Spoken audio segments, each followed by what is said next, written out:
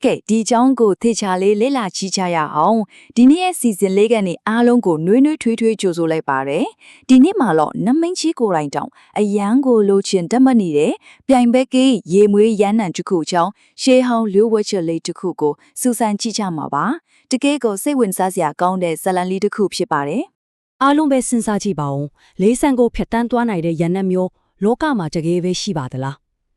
ဒါကတော့ရှင်အာနန္ဒာကိုယ်တိုင်မြတ်စွာဘုရားကိုရှောက်ထားခဲ့တဲ့အင်မတန်စိတ်ဝင်စားစရာကောင်းတဲ့ပဟေးလိမေခွန်းလေးပဲဖြစ်ပါတယ်။တဘာဝတရားရဲ့ညီယာမတွေကိုအန်ကျူပြီးလေးဆန်ကိုတော့ဖြတ်တန်းနိုင်တဲ့ရန်နန်းဆိုတ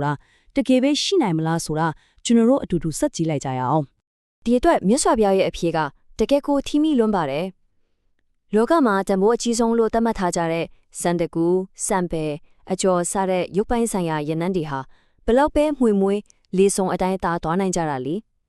ေဒါပေမဲ့တိလယနလို့ခေါ်တဲ့လူကောင်းသူကောင်းတွေရဲ့ကိုချင်းတရားယနကတော့လေးဆန်ကိုရောအယမက်နာအနာပြားကိုပါအလွယ်တကူပြန့်နှံ့သွားနိုင်ပါတယ်ရုပ်ပိုင်းဆိုင်ရာကန့်သက်ချက်တွေအားလုံးကိုအပြည့်သက်ကျော်လွန်သွားတာပါပဲဒါဆိုရင်တီလဆိုတာဖားလဲပေါ့တီလဆိုတာလူငယ်တွေအကြိုက်ခစ်ဆန်ဆန်ပြောရရင်တော့လူတိုင်းငေးကြည့်ရတဲ့ VIP အစိမ်းအဝါကြီးတစ်ခုလိုတောင်တင်စားလို့ရပါတယ်သူကကိုပတ်ဝန်းကျင်မှာအလိုလျော့တန်လိုက်တဲ့လူဆွဲဆောင်မှုရှိရဲ့မုံမြတ်တဲ့စွမ်းရည်လင်းရောင်လေးတစ်ခုကိုဖန်တီးပေးတာပါ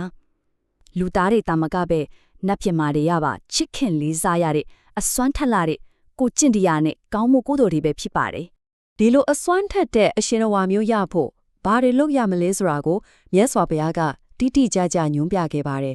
ယတနာသုံးပါးကိုကိုးကွယ်စည်းကပ်တာငါးပါးတီလာဆောင်ထိန်တာနဲ့ပေးကန့်စွန့်ကြဲဖို့ဝတ်မလေးတာတွေပဲဖြစ်ပါတယ်ဒီချက်တွေကိုတင်းကျပ်တဲ့စီးမြင့်ကြီးတယ်လို့မမြင်ပဲကိုဘဝကိုအကောင်းဆုံးမြင့်တင်ပေးမဲ့နတ်ပြည်ထီတိုင်မွေးပြန်စီမဲ့ကိုပိုင်ရွေးချယ်မှုတွေအဖြစ်မြင်ကြည့်လိုက်ကြပါနော်အခုတော့စိတ်လှရှားစရာအကောင်းဆုံးအပိုင်းဖြစ်တဲ့နတ်ဒီဝါရိုကြီးအကြံအစီတီချာမင်းကြီးအသွင်ယူမှုဆိုတဲ့အပိုင်းကိုဆက်သွားလိုက်ကြအောင်ဇလန်းလေးကတီလို့ပါရှင်မဟာကတ္တမမထေဟာ9ရက်တိနိရောဓသမပတ်ဝန်စားရကနေထလာတဲ့အချိန်မှာတမပတ်အရှင်ကြောင့်ထပ်ပေါ်နေတဲ့တီလာဆွမ်းအီတွေကအယံကိုတောက်ပနေတော့တာပေါ့ဒါကိုမန်ပြီးဆွန့်လူချင်းလွန်းလို့နတ်သမီး900လာကြပေမဲ့မထေမြတ်ကအငင်းခံလိုက်ရပါနဲ့ဒီလိုနတ်တို့ရဲ့ပြီးရင်တေချာမင်းကိုယ်တိုင်ကညင်မနေနိုင်တော့ပဲသူ့ရဲ့မိဖုရားသူကြတာလည်းအတူအင်မတန်စီးရတဲ့ရကန်ဒီအဖိုးအိုအဖွားအိုအဖြစ်အသွင်ယူပြီးလာလဲစားပါတော့တယ်မထေမြတ်ဆွန့်ခံကြလာတဲ့အခါမှာအဲ့ဒီဆွန့်ကိုလက်ခံလိုက်ပါတယ်ဒါပေမဲ့နောက်ဆုံးမှာတော့နတ်တူတာရဲ့ပြိုင်ဘက်ကင်းအနံကြီးကောင်အမှန်တရားကြီးပေါ်ပေါက်သွားခဲ့ရပါတော့တယ်ဒီညမှာတကယ့်ကိုစိတ်ဝင်စားစရာကောင်းတာကတော့ရှင်မဟာကတ္တဗရဲ့ဖြူစင်တဲ့စေတနာပါပဲမထေမြတ်ဟာနတ်သမီး900ရဲ့အလူကိုတမင်တက်တက်ညွှန်းပယ်ခဲ့တာလीဘာဖြစ်လို့လဲဆိုတော့တကယ်ဒုက္ခရောက်နေတဲ့ဆင်းရဲနွမ်းပါတဲ့လူသားတွေကိုပဲတမဘက်ကတခိုက်မရတဲ့ဒီကြီးမြတ်လာတဲ့ကုသိုလ်ရဲ့ကျိုးကိုရစေခြင်းလို့ပဲဖြစ်ပါတယ်ဒါပေမဲ့အရာအလုံးကဒီမှာတင်အထွတ်အထိပ်ရောက်သွားပါပြီ